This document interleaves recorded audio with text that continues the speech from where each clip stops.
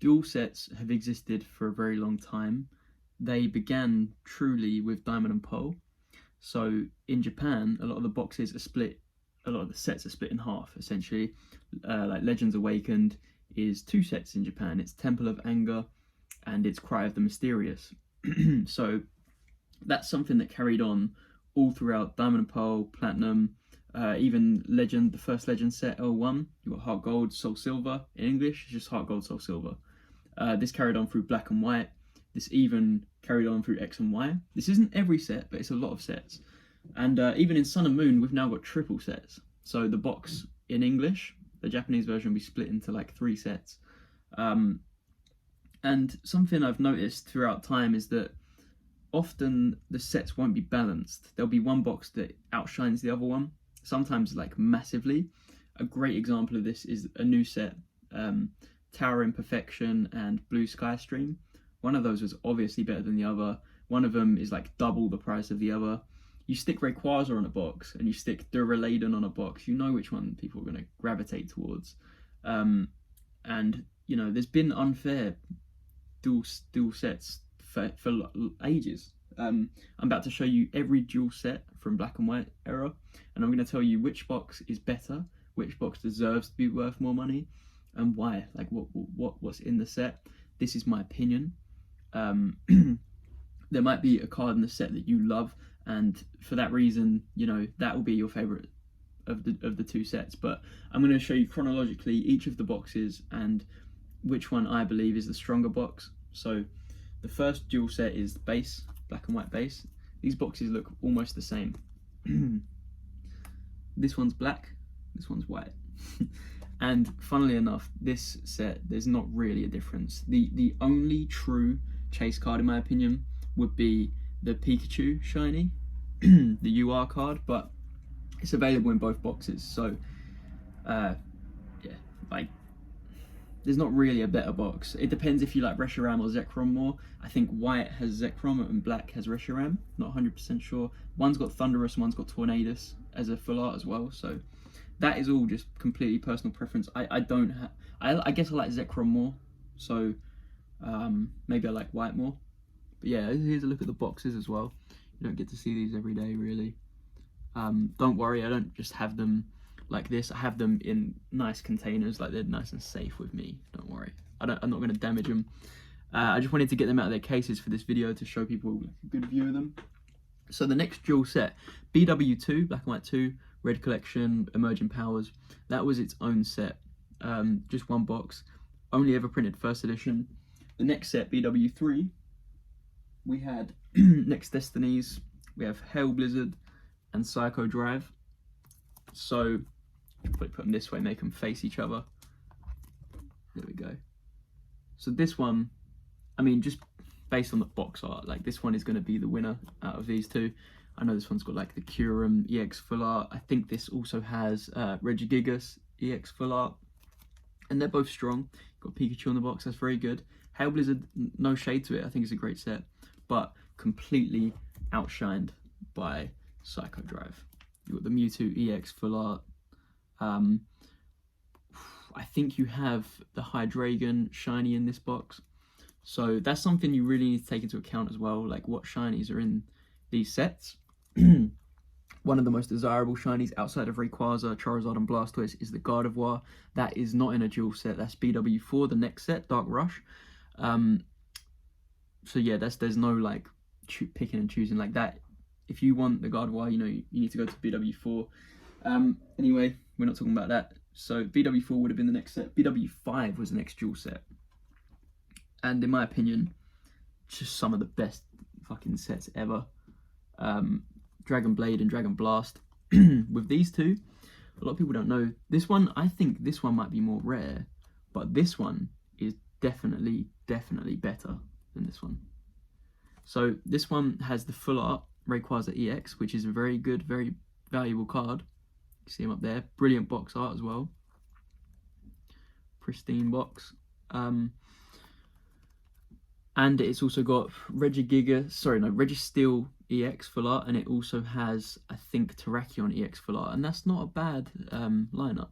And I think the shinies Oh, I don't want to get it wrong. I'm not going to say what they are right now because I know I'll fully get it wrong. One of them's Crocodile. But this box here is very, very special. I actually believe this is almost as good as Plasma Gale. This has the Mew EX Full Art, and it also has shiny Rayquaza UR card. So, and it has a Giratina EX Full Art, and I can't remember the last one. But this is a very, very strong box. This would win out of the two. I think currently they're both valued about the same. Maybe this one a little bit more, but honestly, this one is the better box. Just speaking in terms of like the value of the cards inside. So the next dual set was actually straight after that.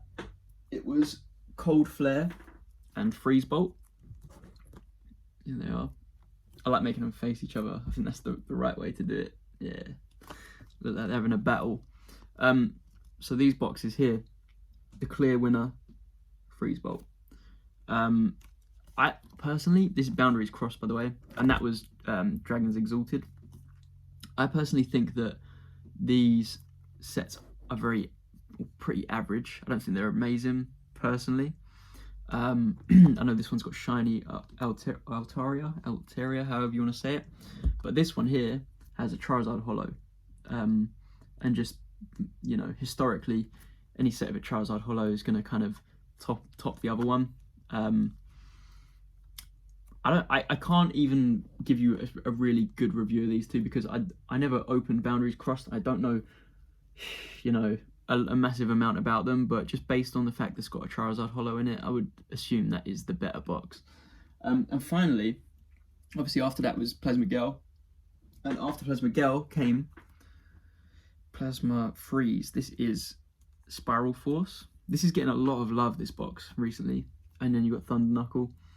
Thunder Knuckle is not only more common, the cards inside I would say are not as good.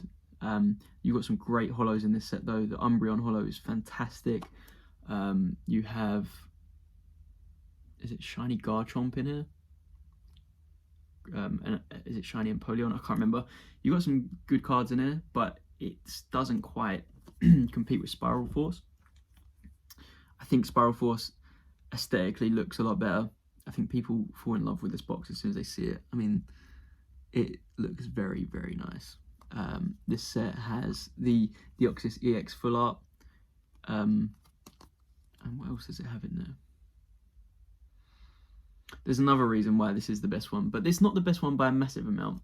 I actually think, because BW8 has been the most common, in my opinion, like when I've been picking these up, I've never really rated it that highly, but, you know, it's not a bad set. I'd argue it's a pretty good set. Oh, sets. So they're the dual sets for Generation 5.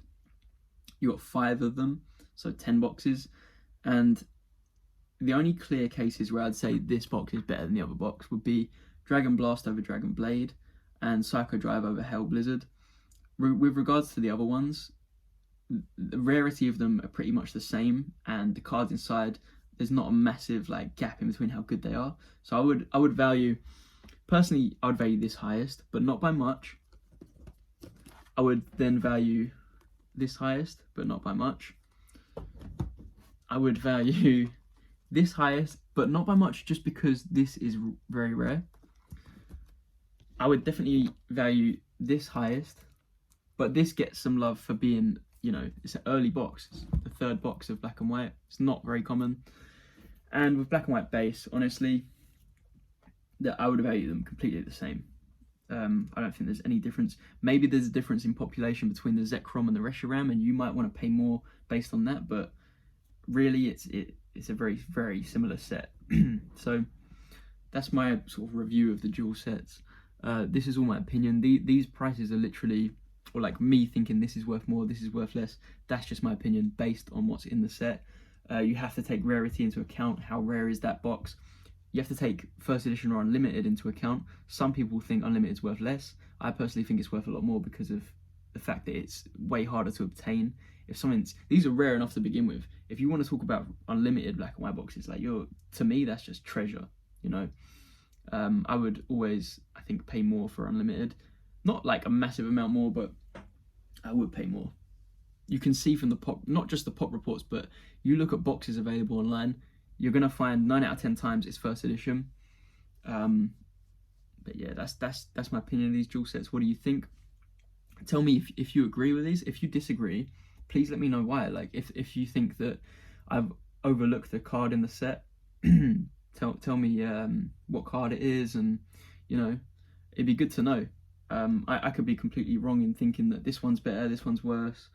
So yeah, tell me what you think. Unfortunately, none of these are for sale. One day I'll be selling a couple of these, and I'll sell a Spiral Force box. But I like to have at least 2 of each box in my collection. If I mean, some of them I've only got 1 Psycho Drive, and I've only got 1 Cold Flare and 1 Freeze Bolt, so and actually just one of these. The only ones I've actually got 2 of is Dragon Blast and yeah, Spiral Force and Thunder Knuckle and Hail Blizzard. So yeah, I'm not really looking to buy any more black and white boxes. They've kind of exceeded what I'd be comfortable paying. Once they got over like that £500 mark, I was like, I don't think I can carry on picking these up. But I do, if I saw this for like £700-800, I would pick it up without thinking twice, just because, you know, I think in my head like that Rayquaza UR, that shiny Rayquaza, that Mew EX full art, it is just worth it. It's absolutely worth it in my opinion. And Dragon Blade I'd consider picking up for that same price, just because it's just so hard to find. And there's actually a banned card in Dragon Blade, only in the Japanese and Korean version. It's a Magmortar card, and it looks like it's shooting a gun at you, and apparently that was too graphic for English people, so they banned it. And that as that becomes more popular over time, I don't think many people know about that, but as more people find out about that, I think Dragon Blade's price could rise. But you know, that's being super speculative. That's just one little detail about the set. Who knows? It might not affect it at all. But yeah, none of these are for sale, I'm afraid. Like I said, one day these will be, but not yet. I sold one of those. I had 6 Thunder Knuckle boxes. I sold one for like 500 in March, and I sold another one for just under 700 in July. I would estimate the box price for this to be around 750 now, and Spiral Force a bit more. Who am I to decide what these are worth? It's all in the it's the buyer's decision. Like, what do you think? As a buyer, like, you tell me what you think it's worth. You know, so it's only worth as much as you'd pay. But that doesn't mean I'm going to sell it for as much as you'd pay. So some of these boxes I would just never sell. I'll never sell this. I don't know. It's not even the best set. It's just rare, and it's got a Mewtwo on the front. Mewtwo collectors love that shit. I'm a Mewtwo collector. I love it. Whatever, suck my dick. I might do this with Diamond and Pearl, but I kind of can't, because some of the boxes I don't have Dawn Dash. I don't have a sealed Pearl box, and I don't have Temple of Anger. But I've got the counterparts, so yeah, I could do that one day. We'll see. But yeah, please, if you disagree with me, tell me why, because I might have completely overlooked something, and I want to know what it is. Yeah, peace.